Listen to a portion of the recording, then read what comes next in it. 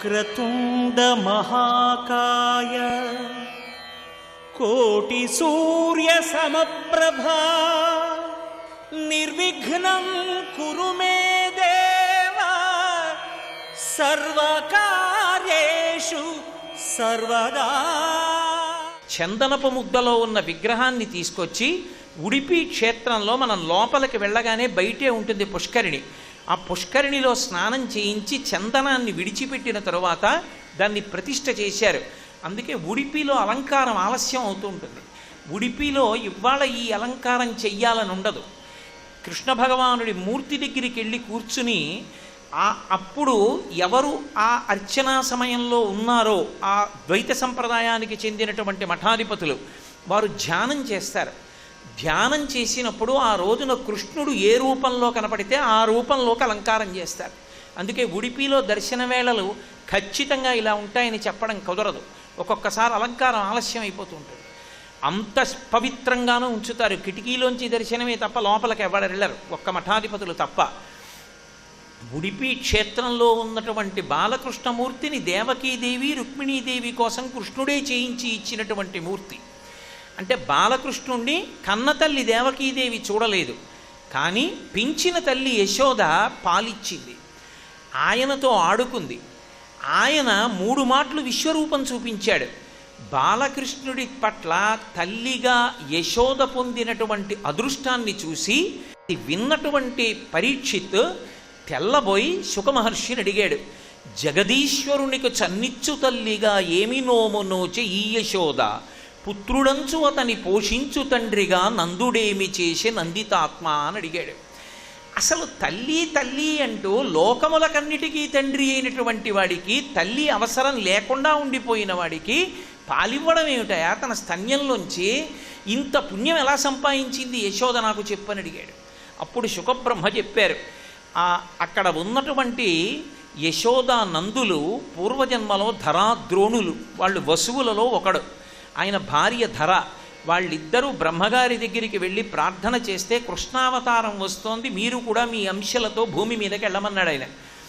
వాళ్ళన్నారు, మేము వెళ్ళం భూమి మీదకి, ఒక్క వరం ఇస్తే వెడతాం, కృష్ణ భగవానుణ్ణి తల్లిదండ్రుల అన్న ప్రేమతో లాలించి పోషించగలిగినటువంటి అనుగ్రహం మాకు ఇస్తే వెడతామన్నారు. మీరిటువంటి కోరిక కోరుకున్నారు కాబట్టి అనుగ్రహిస్తున్నాను, వెళ్ళమన్నారు. అందుకని నందయశోదలుగా వచ్చారు. కన్నతల్లి దేవకీదేవి కన్నా పెంచిన తల్లి యశోద కృష్ణుడితో అనుగ్రహాన్ని ఎక్కువ పెట్టుకుంది. పెట్టుకున్న దాంట్లో మళ్ళీ ఒక చమత్కారం వచ్చింది. నందుడు కృష్ణ పరమాత్మ యొక్క వైభవాన్ని గ్రహించాడు, పురాణ పురుషుడు అని తెలుసుకున్నాడు.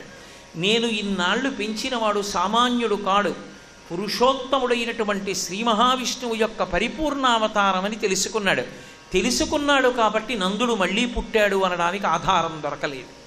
కానీ యశోద కృష్ణ భగవానుడి దగ్గరికి వెళ్ళినప్పుడు ఒక కోరిక కోరింది. మనస్సీదతి మే కృష్ణ తవ కళ్యాణ వీక్షణే దర్శయస్వ రమానాథ జగదానందకారక అని అడిగింది. నువ్వు ఎన్నో కళ్యాణాలు చేసుకున్నావు, ఒక్కటి కూడా నేను చూడలేదు. ఎందుకని? నందవ్రజాన్ని విడిచిపెట్టి మధురానగరానికి వెళ్ళాక కళ్యాణాలు జరిగాయి, ఇన్ని కళ్యాణాలు అయ్యాయి, ఒక్కటి చూడలేదు. నీ బాల్యక్రీడలన్నీ చూశాను, నా కొడుకు అన్న వ్యామోహం నాకుంది, ఒక్క కళ్యాణం నేను చూడడానికి వీలుగా చేసుకోమని. ఆయన అన్నాడు, అమ్మా ఈ అవతారంలో నా కళ్యాణాలు అయిపోయాయి, కాబట్టి ఒక పని చేస్తాను, నువ్వు కోరిన కోరిక కాదనకూడదు, అమ్మగా ఉన్నావు, అమ్మగా నిన్ను అనుగ్రహించిన వాడను, కాబట్టి అమ్మ మాట నేను కూడా కాదనను. అంటే అందులో మనం తెలుసుకోవలసింది ఏమిటంటే పరమేశ్వరుడంతటి వాడు అమ్మగా ఒక ఆమెని స్వీకరిస్తే ఆమె కోరికకి కట్టుబడ్డాడు. ఆ ధర్మాన్ని మనం ఆచరించాలి. కాబట్టి ఇప్పుడు ఆయన అన్నాడు, శ్రీశైలే పూరయిష్యామి కించిత్ కాలాదనంతరం, ఈ అవతారంలో కుదరదమ్మా, శ్రీశైలంలో నీ కోరిక పూర్తి చేస్తానన్నాడు. శ్రీశైలాలు 2 ఉన్నాయి, ఒకటి దిగువ శ్రీశైలం, ఒకటి ఎగువ శ్రీశైలం.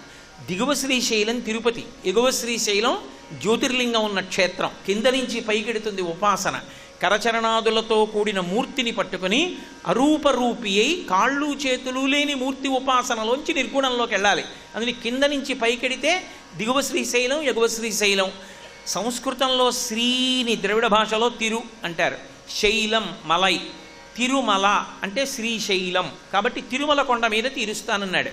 అందుకని అక్కడ ఉన్నటువంటి యశోదాదేవిని ఇక్కడికి తీసుకొచ్చి వకుళమాతగా మళ్ళీ ప్రవేశపెట్టాడు.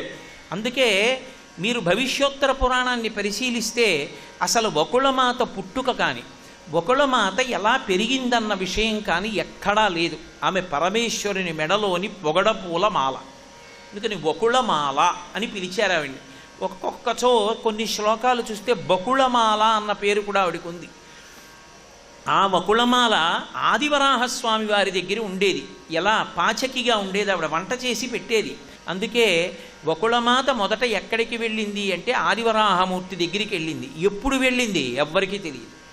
ఎందుకని ఆదివరాహస్వామి వెంకటేశ్వరుడు కొండ మీద కలుసుకుంటే బ్రహ్మాది దేవతలందరూ ఆకాశంలో నిలబడ్డారు. ఎందుకని ఒకే విష్ణువు 2 రూపాలతో కలుసుకున్నాడు. అది చిత్రం. శివకేశవులు కలుసుకుంటే విచిత్రం అనొచ్చు, ఒక విష్ణువే 2గా కలుసుకున్నాడు. అందుకే ఇప్పటికీ ఆ క్షేత్రం వరాహక్షేత్రం అని పిలుస్తారు దాన్ని. వరాహక్షేత్రం అన్న పేరు ఉంది కాబట్టే ఆ క్షేత్రం నిలబడింది. అసలు రహస్యం. ఒకానొకప్పుడు దక్షిణ భారతదేశంలో ఏ క్షేత్రం కనపడితే ఆ క్షేత్రాలన్నీ ధ్వంసం చేసినటువంటి ఒక ప్రత్యేకమైనటువంటి స్థితి కలిగినటువంటి పరిపాలకులు, సనాతన ధర్మమునందు విశ్వాసము లేనటువంటి వాళ్ళు దక్షిణ దేశంలో దండయాత్ర చేయడానికి వెళ్ళిపోతూ తిరుమల కొండ దగ్గరికి వచ్చి అడిగారు, పైన ఏముంది వీళ్ళందరూ ఎడుతున్నారని. వరాహక్షేత్రం ఉందన్నారు. వరాహక్షేత్రం అంటే ఏమిటన్నారు. వరాహం అంటే పంది, అక్కడ అడవి పంది తిరుగుతూ ఉంటుంది, పూజ చేస్తారన్నారు. చిచి చిచి చిచి పందికి పూజ, దూరంగా పదండని వెళ్ళిపోయారు. వరాహక్షేత్రం అని పేరుండబట్టే ఆ క్షేత్రం దక్కింది యథార్థానికి. ఇంతకన్నా ఇంకా లోతుగా వివరాలు నేను చెప్పక్కర్లేదు, మీరు చరిత్ర పరిశీలిస్తే అవగతం అవుతుంది. కాబట్టి అక్కడ మొట్టమొదట వెళ్ళిన వాడు వరాహస్వామి. ఆ వరాహస్వామిని వెంకటేశ్వర స్వామి కలుసుకున్నారు. ఒక రకమైన మూలిక కోసం వెతుకుతూ కలుసుకున్నారు. కలుసుకున్నప్పుడు సూకరములు అంటే పంది రూపంలో ఉన్న సేవకులే ముందు వెడుతున్నారు. చెట్టు తొర్రలోకి వెళ్ళినటువంటి వెంకటేశ్వరుణ్ణి పిలిచారు బయటికి. ఇద్దరూ కలుసుకున్నారు. కలుసుకున్నప్పుడు దేవతలందరూ ఆకాశంలో నిలబడి పుష్పవృష్టి కురిపించారు. ఆయన ఎందుకు వచ్చాడో, కలియుగంలో ఏం చెయ్యాలనుకుంటున్నాడో అర్థమైంది ఆదివరాహస్వామికి. వెంకటేశ్వర స్వామి అన్నారు, ఇప్పుడు నా దగ్గర లక్ష్మి లేదు కాబట్టి నాకు కొద్దిగా ఇక్కడ ఉండడానికి స్థలం ఇప్పించండి అని అడిగారు. అంటే కలియుగం లక్షణం, ముందెవడొచ్చి జెండా పాతాడో వాడిదే భూమి. ఆదివరాహస్వామి వెళ్ళారు కాబట్టి ఆయనదే భూమి. ఆయన కొనుక్కుని ఎక్కడ రాయించుకున్నారు, ఎక్కడా లేదు పురాణంలో. కలియుగ ధర్మాన్ని ఈశ్వరుడు కూడా చూపిస్తాడు. కాబట్టి ఇప్పుడు వెంకటేశ్వర స్వామి వాడు అడిగితే ఆయన అన్నారు, ఇది కలియుగం, స్థలం మౌల్యేన గృహ్యతాం, డబ్బిచ్చి తీసుకోండి, కొంత భూమి ఇస్తానన్నారు. ఆయన అన్నారు, లక్ష్మి లేదు, ఎక్కడి నుంచి ఇమ్మంటారు, ఇంకో మాట చెప్పండి అన్నారు. ప్రథమం దర్శనం చాస్యాత్ నైవేద్యం క్షీరసేచనం ఇదమేవ వరం బ్రహ్మం దదామి కరుణానిధే. మీకు వరం ఇస్తాను. వెంకటాచల క్షేత్రానికి వచ్చిన వాడు మొట్టమొదట ఆదివరాహస్వామి దర్శనం చేయకపోతే వెంకటేశ్వర దర్శనం చేసినట్టుగా లెక్కలోకి తీసుకోం. 2, ప్రథమ నైవేద్యం ఆదివరాహస్వామికి పెట్టి వెంకటేశ్వర స్వామికి పెడతారు. ఉత్సవాలు వెంకటేశ్వరుడివి, ప్రథమ నైవేద్యం అంతా ఆదివరాహమూర్తిది అని ఇద్దరూ ఒప్పందం చేసుకున్న తర్వాత ఆదివరాహస్వామి వకుళమాతని పిలిచారు. నేను నీకు శ్యామాక ధాన్యం, దుంపలు, తేనె పంపుతూ ఉంటాను, ఈమె నీ దగ్గర ఉంటుంది, ఈమె నీ దగ్గర ఉండి నీకు తల్లిలా కాపాడుతూ ఉంటుంది అని వకుళమాతని వెంకటేశ్వరుడికి అప్పచెప్పారు. వకుళమాత వెంకటేశ్వర స్వామి వారితో కలిసి ఒక పుట్ట లోపల ఉంటుండేది. అసలు వకుళమాత వెంకటేశ్వరుడితో మాట్లాడిన మాటలు మీరు జాగ్రత్తగా భవిష్యోత్తర పురాణంలో గమనిస్తే ఆవిడ హృదయం ఏమిటో అర్థమవుతుంది. ఒకానొకప్పుడు వెంకటేశ్వర స్వామి వారు పద్మావతీదేవిని పరిణయం చేసుకోవడానికి ఒక గుర్రం మీద వెడితే పద్మావతీదేవి చెలికెత్తెలు రాళ్ళు పెట్టి కొట్టిన కారణం చేత ఆ గుర్రం పడిపోతే వెంకటేశ్వర స్వామి వారి ఒంటికి దెబ్బలు తగిలి రక్తం ఓడుతూ తిరిగి వచ్చారు పుట్టకి. వచ్చి ఓ తెల్లటి దుప్పటి పైనుంచి తల వరకు ముసుగు పెట్టుకుని పడుకున్నారు. భవిష్యోత్తర పురాణంలో వ్యాసుడన్నాడు, యథాయుగాంతే వటపత్రశాయి అన్నాడు. యుగాంతమునందు వటపత్రశాయి రావి ఆకు మీద ఎలా పడుకుంటాడో చిన్నపిల్లాళ్ళ అలా పడుకున్నాడు. ఆయన పడుకుని ఏడుస్తున్నాడు వెక్కి వెక్కి. వకుళమాత దగ్గరికి వెళ్ళి ఆ దుప్పటి ఇలా తీసి చూసింది. కన్నుల వెంట ధారల కింద నీళ్లు కారిపోతూ వెక్కిళ్ళు వస్తున్నాయి.